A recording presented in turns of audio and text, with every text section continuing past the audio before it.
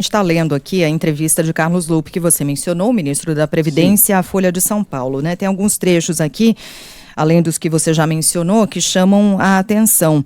Aliás, um fato já chama a atenção de cara, que é o fato de Carlos Lupe ainda estar ministro, depois de um escândalo desse tamanho. Ele diz o seguinte, quando perguntado por que houve demora de 1 ano para tomar alguma medida. Ele diz aqui, entre outras coisas, que, em primeiro lugar, o processo de investigação não tem nada contra ele, que na reunião em que esse assunto surgiu, havia associações sendo citadas e tal, mas dizendo que tinha que investigar.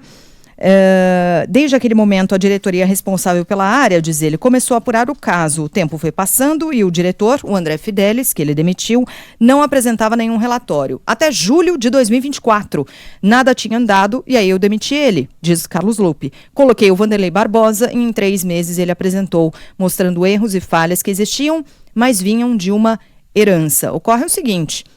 Ele diz que demitiu o André Fidelis e colocou o Vanderlei Barbosa, que apresentou um relatório. No entanto, a gente ficou sabendo do escândalo pela Polícia Federal, cooperação da Polícia Federal, e não com esse relatório apresentado por Vanderlei Barbosa. Outro, Vanderlei Barbosa, foi alvo dessa operação da Polícia Federal.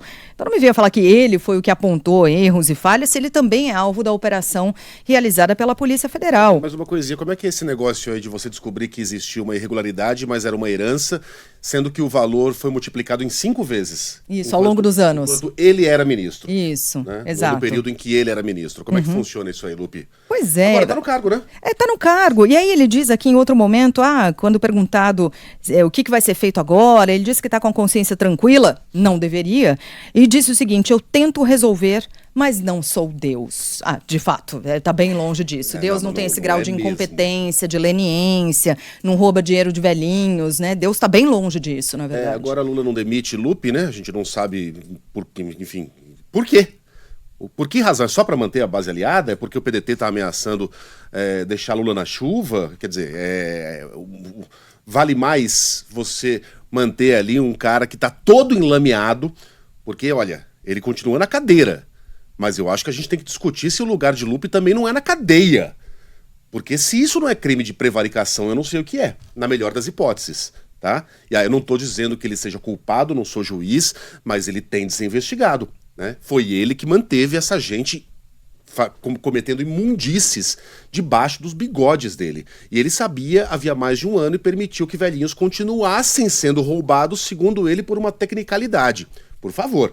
Né? Por que será que é tão difícil mandar Carlos Lupe embora? Não sei. Mas olha como é fácil para Lula nomear pessoas. Está aqui, na capa do Estado de São Paulo, um levantamento que mostra que 323 aliados do governo, no mínimo, ocupam cargos em conselhos de estatais ou de empresas das quais a União é acionista.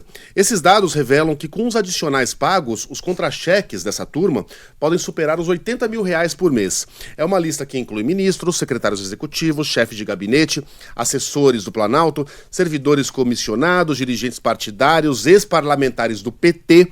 A lista é longa. Só o Ministério da Fazenda tem 101 integrantes em conselhos de administração. Se o Boechat tivesse aqui, ele chamaria de aspones. O da gestão tem 44, Minas e Energia 23, Desenvolvimento Agrário 13. Entre os ministros, 13 estão entre os nomeados e 5 ocupam, por exemplo, o Conselho de Administração da Itaipu Binacional, com remuneração extra de R$34 mil por bimestre.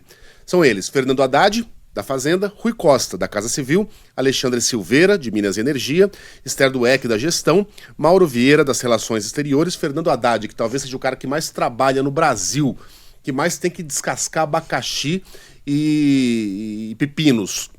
Ele tem tempo para se dedicar ao Conselho de Administração da Itaipu Binacional? No entanto, ganha R$17 mil por mês para isso. O Palácio do Planalto, o procurado, disse que as nomeações seguem as exigências da lei de estatais e passam por avaliação dos comitês de elegibilidade das empresas que verificam a conformidade dos processos de indicação. Ou seja, a gente vê aí que o governo é muito bom para nomear, mas para demitir, quando o cara precisa ser demitido, né?